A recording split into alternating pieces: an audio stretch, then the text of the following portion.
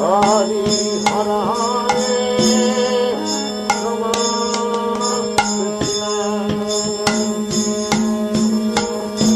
Yadavaya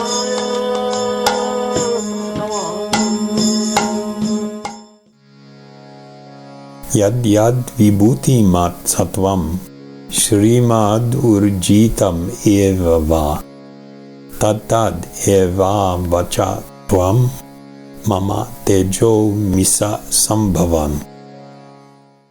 Know that all beautiful, glorious, and mighty creations spring from but a spark of my splendor. So just before speaking about this verse, I just highlight some of the Sanskrit words that we may address or addressed by other commentators in this particular verse. So I'd like to give a little bit of context to this verse. In the previous chapter of the Bhagavad-gita, we studied, this from the 9th chapter, we studied the 27th verse, where Krishna had said to Arjuna, "O son of Kunti, all that you do, all that you eat, all that you offer and give away, as well as all austerities that you may perform, should be done as an offering to me." And so in the conclusion of this particular chapter, Krishna was speaking to Arjuna about the need of a life that is completely centered around him and as an offering to him. The very last verse in that previous chapter, chapter 9, goes, "Engage your mind always in thinking of me. Become my devotee. Offer obeisances to me and worship me.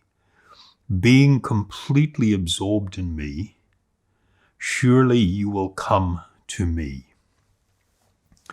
So we have come to this point where Krishna is encouraging Arjuna to utterly surrender and take shelter of him. And so if we look now at this 10th chapter, and it's been titled The Opulence of the Absolute, where much of the opulence of the Supreme Being is enunciated or listed. We will address in a couple of minutes why Krishna may be doing this. But let me read first from the first 3 verses in this chapter. The Supreme Lord said, "My dear friend, mighty armed Arjuna, listen again to my supreme word, which I shall impart to you for your benefit, and which will give you great joy." So we see that Krishna is now going to speak in such a manner that it gives support to why it is that he is asking Arjuna to become completely focused upon, surrendered to, and engaged in the loving service of Krishna. So the next verse, "Neither the hosts of demigods nor the great sages know my origin, for in every respect I am the source of the demigods and the sages." So the demigods were greatly powerful living beings that were empowered to manage the affairs and the natural laws of the universe. And they were often worshipped or honored and worshipped in the Vedic culture because it was seen that they managed and provided for the prime necessities of life.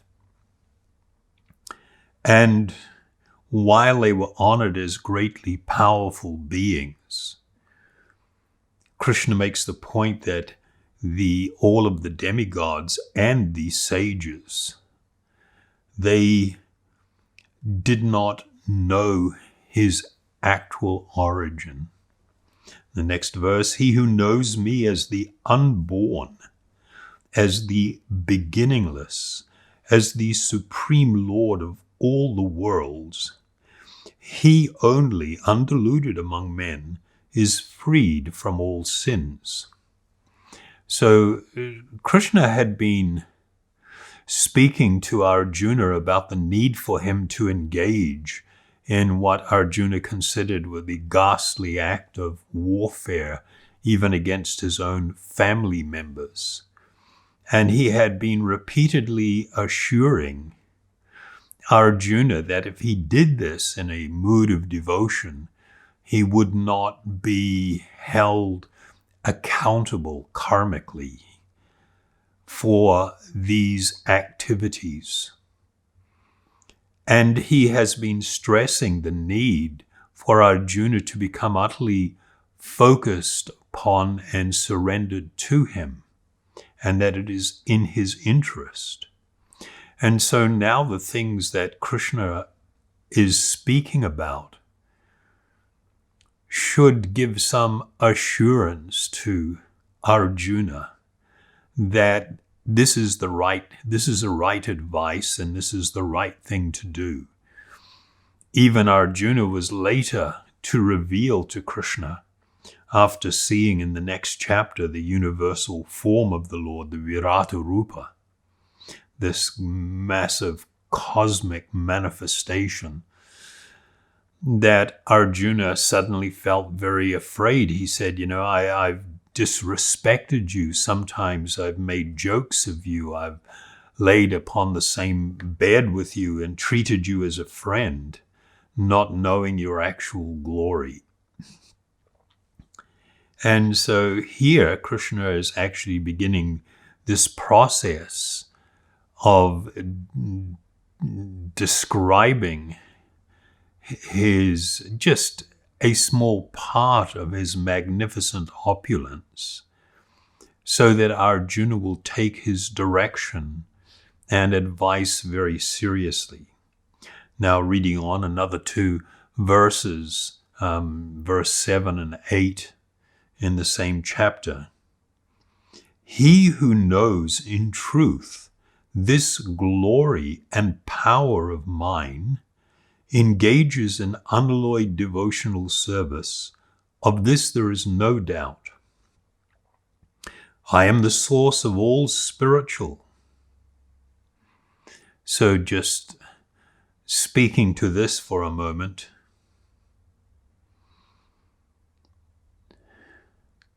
Krishna is stressing that one who actually comes to know him or know about him, without doubt, will completely alter his behavior towards Krishna.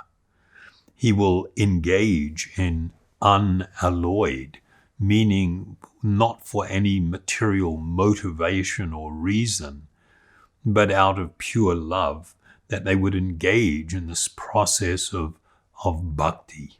Now the next verse. I am the source of all spiritual and material worlds. Everything emanates from me.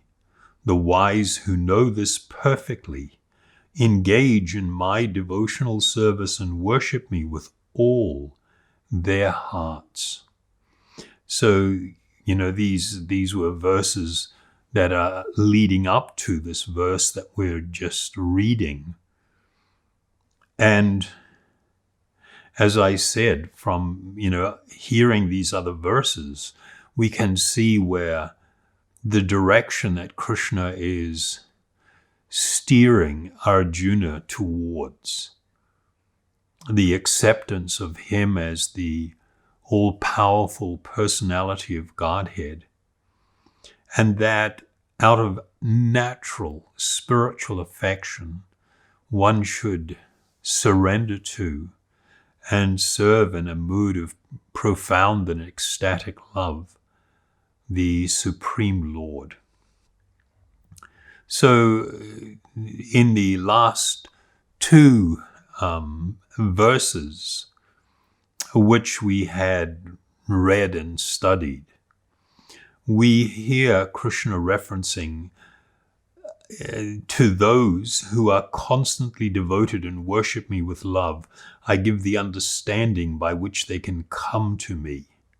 And then the other verse, 10:10, was Krishna speaks to his destroying, and as he said, with the shining lamp of knowledge, the darkness born of ignorance. And of course, the foundation of this ignorance is the adoption and the complete absorption in the illusion that the material body is the self, and all of the bad things that come from that. So now, from this point onwards, Krishna begins to give a list of his vast opulences. And he doesn't, of course, cover everything. He covers just some of his endless opulence. Some of the things that he mentions are representative of him, and some of them are direct expansions of him. And what it is giving Arjuna and us the assurance that Krishna, that he can deliver on his word or his promises, being such a vastly powerful and infinitely powerful personality. So in the first commentary that I would like to read from, it's from the great Sridhar Swami, from the Rudra or Vallabha Sampradaya, a different lineage than ours, but Sridhar Swami was greatly honored. He's from the 13th century, some point in the 13th century. And his commentaries on the Bhagavad-gita and the śrīmad Bhagavatam, the Bhagavad Purana, are honored by the spiritual masters within our lineage. So Sridhar Swami states, the subject matter of Lord Krishna's vibhūti, or divine transcendental opulence, is now being concluded. Lord Krishna informs that as his vibhūti is infinite and endless, it is not possible to state them all, and they only have been stated in brief. So that is a summary, the essence of what this verse is stating, what Krishna is stating. The word that Krishna had used, and I had said earlier on, just bring your attention to it. This word vibhūti is translated by Srila Bhaktivedanta Swami Prabhupada as being opulences, but it can also mean great powers. It can be applied in different ways, and opulence here doesn't mean just opulence in forms of wealth, but the opulence of having great power and great ability as well. In the next commentary, this is from Sri Madhva Acharya, one of the founding spiritual masters in our lineage. And he states, in whatever forms the manifestations of majesty, greatness, beauty, and power are seen, they should be known as minuscule fractions of Lord Krishna's vibhūti, or divine transcendental opulence. Manifesting as the Brahman, he becomes the spiritual substratum, pervading all existence. Manifesting as Brahma. Brahma here is referencing the personality who is charged with the manifesting the creation of this universe, taking the provided subtle ingredient, prakriti, and creating or manifesting form from it. Manifesting as Brahma, he becomes the ruler of the aggregate of the 330 million demigods.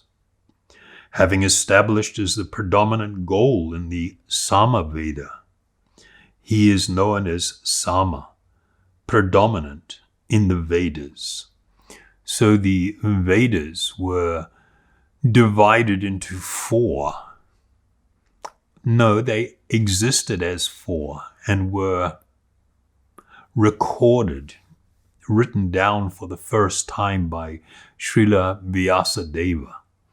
The Rig Veda, Artha Veda, Yajur Veda, and Samaveda.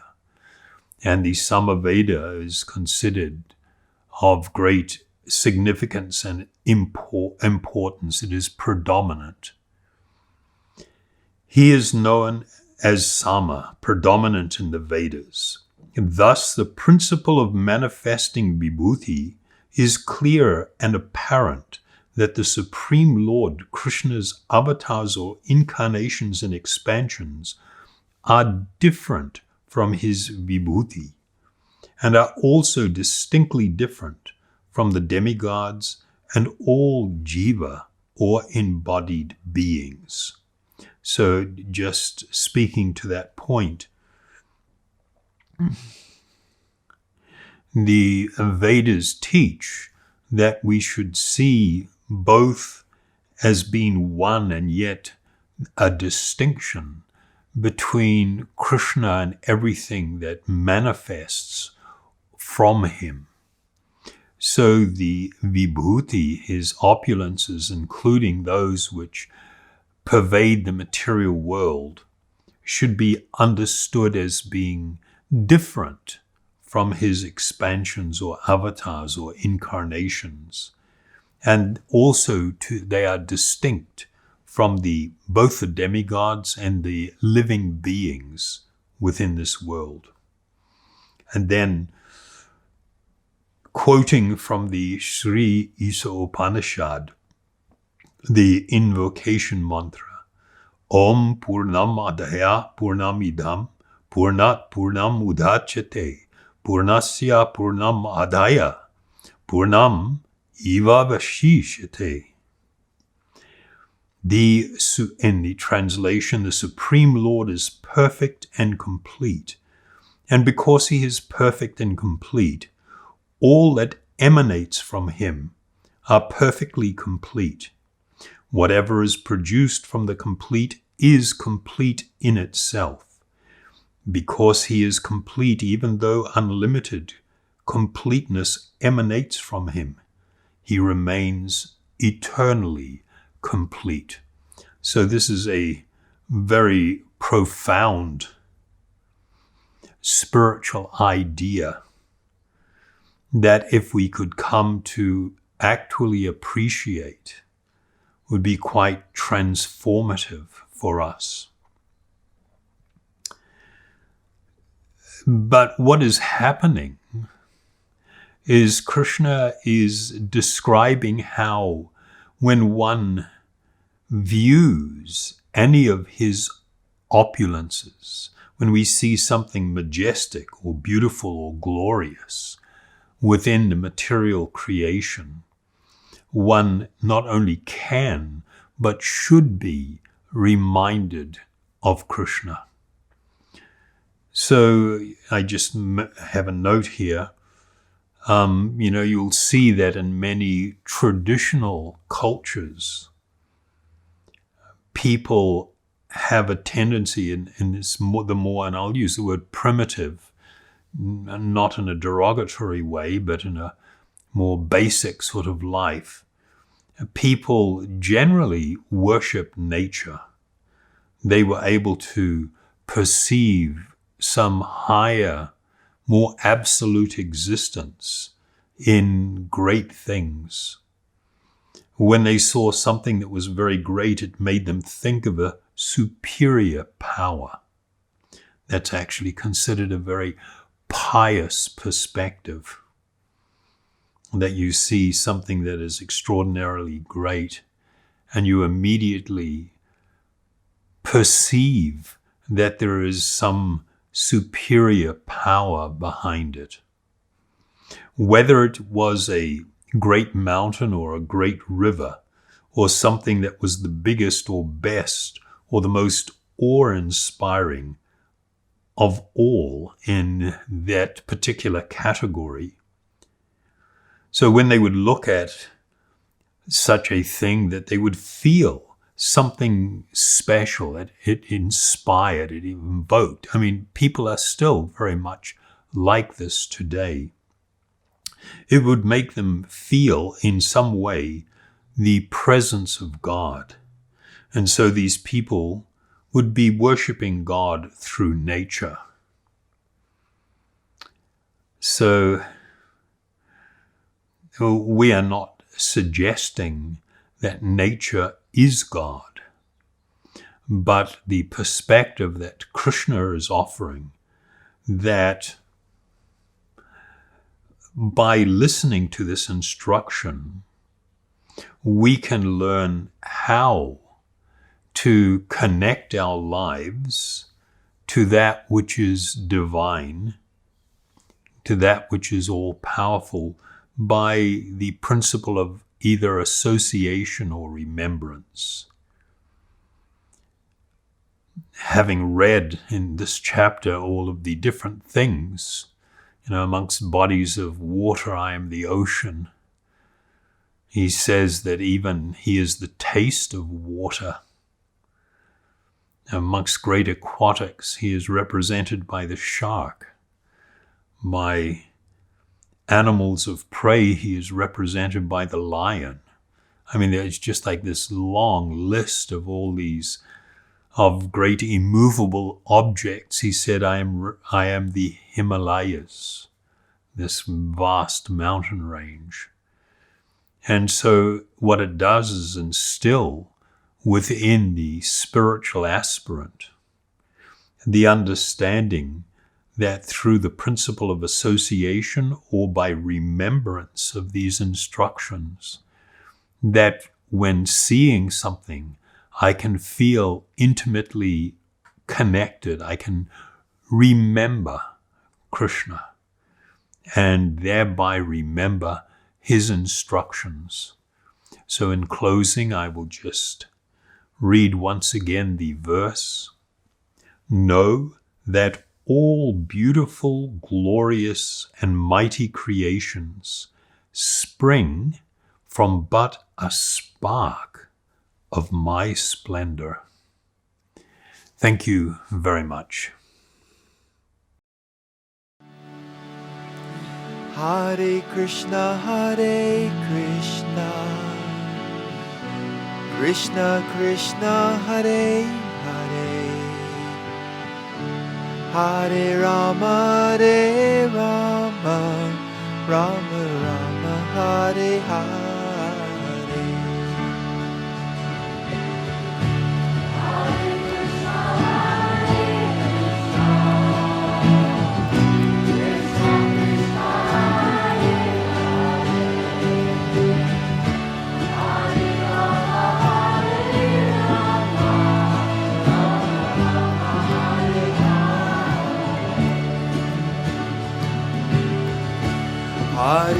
Krishna, Hare Krishna, Krishna Krishna, Hare Hare, Hare Rama, Hare Rama, Rama Rama, Hare Hare. Hare Bol.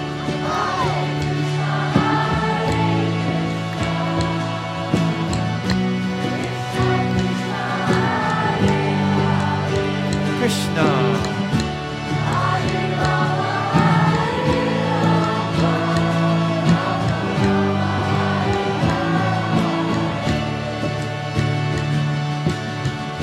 Hare Krishna, Hare Krishna, Krishna Krishna, Hare Hare, Hare Rama, Hare Rama, Rama Rama, Hare Hare.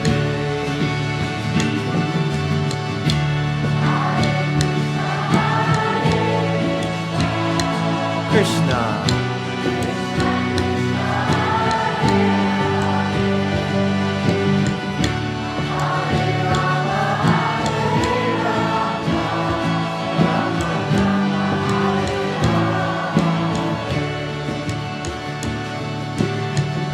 Hare Krishna, Hare Krishna, Krishna Krishna, Hare Hare, Hare Rama, Hare Rama, Rama Rama, Hare Hare.